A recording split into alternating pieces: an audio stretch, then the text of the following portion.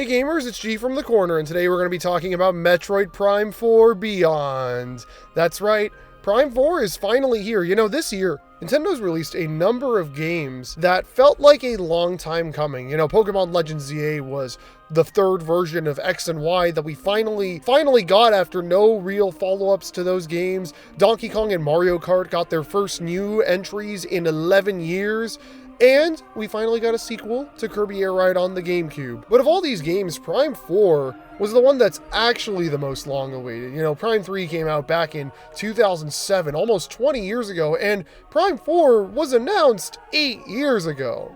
That's really, really crazy to think about. The kind of person I was 8 years ago is like just not even remotely comparable to the kind of person I am today. But the fact that this game was announced 3 months after the Switch 1 came out and has finally released 6 months after the Switch 2 has launched is just insane to me. This game has been so long awaited. This game was announced before I had ever played a single game in the Metroid series, and now, well, I've played like 3 of them. And I'm gonna be honest, I've kind of preferred 2D Metroid from my experiences to Metroid Prime, which might sound like sacrilege to some, but it's true. I played Zero Mission, Dread, and Prime Remastered, and I thought Prime Remastered was fine. It was good, it was fun, it was very much a pretty game for the Switch 1, but it definitely wasn't my favorite game in the Metroid series. I kind of preferred the 2D Metroids because of the more action-y focus, you know, the more I'm exploring this area and blasting everything in my way. Dread, I thought, was a fantastic game. I think it's genuinely one of the best Nintendo titles on the original Switch. And then I played Prime Remastered a few years later, and yeah, it's fine, you know? This world is very pretty, it's very rich in culture and just environmental design. Like, it's just a very nice, like, pretty environment to look at. The music's very atmospheric, the vibes were on point with the game, but it wasn't really my absolute favorite. So going into Prime 4, I was, I guess, cautious. Not really that cautious. I was like, yeah, you know what? I gotta check out Prime 4. I mean, like, come on, Metroid Prime 4, that was like an urban legend, a myth, a thing people thought Nintendo would never do, and then it got announced, and then it got canceled because it wasn't good, and now it's finally out, and some people seem to think that it should have been canceled again. So yeah, there's a bit of a controversial opinion surrounding this game, I've noticed. Quite a number of people I know think the game is either really good or really bad or just good enough. The general consensus I have seen, though, amongst most people is that the game is good. It gets the job done, but it doesn't really push the series that much forward. And you know what? After finishing the game, I have to agree. Metroid Prime 4 is Metroid Prime, but again, and bigger. And that's fine, and I'm sure that's what a lot of people after waiting this long have wanted. But was that alone enough? That's the question I'm going to answer here today, obviously. I have my own opinions on the game, which we will dive into right now. Metroid Prime 4 is a Metroidvania, a genre that I am not super familiar with, other than the 3 Metroid games I had played earlier. I haven't really done more than dabble with other games that fit the quote-unquote search action genre. One of the reasons why is that I often tend to get lost in these games, or kind of just stuck. I'm not really super into whatever part of the game I get to, but with Metroid Prime 4, I can say I was pretty well guided throughout the entire experience. I don't really have any distinct memories of being stuck at any point or trapped and, you know, just kind of like, oh god, I don't know what to do, I have to look up a guide. I really felt immersed in the world and felt good that I was able to actually make it through the areas, but, you know, maybe they were too easy by that accounts. The game is set up a little bit different from most Metroid games. Instead of being a super interconnected world, it's kind of more like a 3D Zelda game pre-Breath of the Wild. The game primarily takes place on a planet named Vuros, and you navigate the area by traversing this massive sandy desert with a motorcycle, because Samus needed a motorcycle, and you know what? I think it's a really cool motorcycle. I love the amiibo, that's for sure, but it's pretty cool. You do have to traverse a lot of obviously empty desert, but it's kind of fun cruising along on your bike, you know? It brings a sense of, like, you know, freedom. It's almost Mad Max-like, in a sense. I really like it. And then obviously you get to an area and then you explore that area. And again, it's cool when these areas are all very interconnected, but I don't know. You know, I like this format as well. I think it's, you know, it's a different change of pace. I think it's fine. I don't mind it. I feel like it's going to be a very controversial thing that a lot of people are going to be talking about in the years to come. But once you're off your motorcycle, then it's on to the actual area exploration. And, you know, it's the same Metroid Prime controls as always. Run around in a first-person view, aim with the right stick, or gyro, or the mouse. The mouse is definitely an interesting option. I don't think it's very uncomfortable, but I wouldn't use it for prolonged periods of time. Right sticks are the way to go. Dual sticks with like the gyro aiming when you're doing your charge shot, that's really nice. It's really nice when you get to make those like extra little movements with the gyro. I think that's like my favorite control setup for this game. But yeah, everything that's become standard and accustomed in the Metroid Prime series works pretty great. Onto the new stuff though, the Psychic Visor. Ooh yeah, you can move things with your mind and pick up little balls and throw them at people. And I'm gonna be honest, I kind of like this. The Scan Visor in the original Metroid Prime did a lot of heavy lifting in narrative and lore about the planet that you were on, but I'm gonna be honest, it was never really my thing. I never used it too often unless I was in like a, ooh, I really want to scan everything kind of mood, which didn't really happen much as I progressed into the game. Now, I know what I'm saying might be very, very sacrilegious to Metroid fans, but it's just my opinion. However, I believe the Psychic Visor really makes me feel more like into it, you know, like I feel like this is more fitting of Samus and Metroid, you know, going around and scanning stuff to learn about it is neat, but it's just one thing you could do with this visor. You're using it to utilize your new powers and abilities, you know, like obviously there's an explanation for the scan visor existing, right? It's like, well, Samus has a cool helmet and could use a bunch of things, so why shouldn't she have a visor to scan stuff for information? But like this creates a more grounded reason for this to be a thing that Samus can do, and I really like that. I think that's really, really cool. I don't know, I thought the new stuff was very cool and fun, and I liked it quite a bit. But okay, let's talk about the big one. Let's talk about the thing everybody hates. What do I think of the NPCs?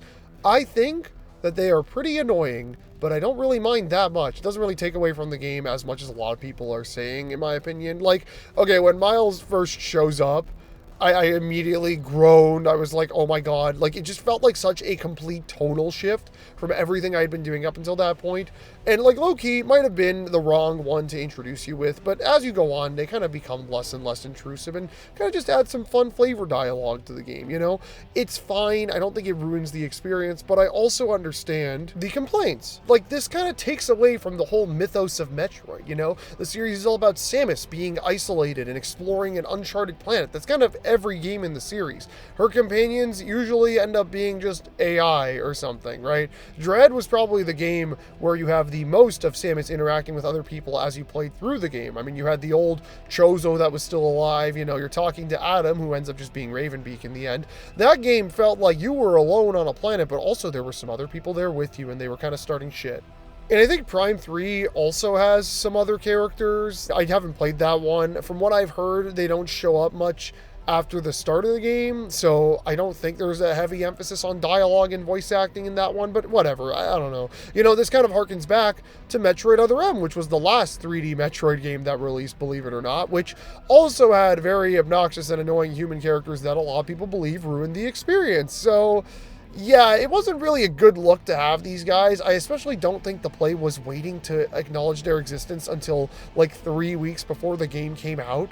Like, dude, all we saw of this game for a year, like in 3 months, I think, was the intro of the game and the grass planet.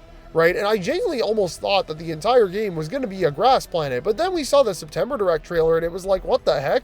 They finally decided to actually reveal the game, and then it took until literally the overview trailer for it to be revealed that, oh yeah, there's a bunch of really weird side characters that not a lot of people are going to like. So yeah, I don't know, Nintendo, if that was the right play here, but whatever. They don't hamper my experience, but again, I don't love Metroid Prime in the first place. That's the thing. A lot of these changes feel like they were made by people who were like, Metroid Prime is okay, but we need to like modernize it. We need to change things about it.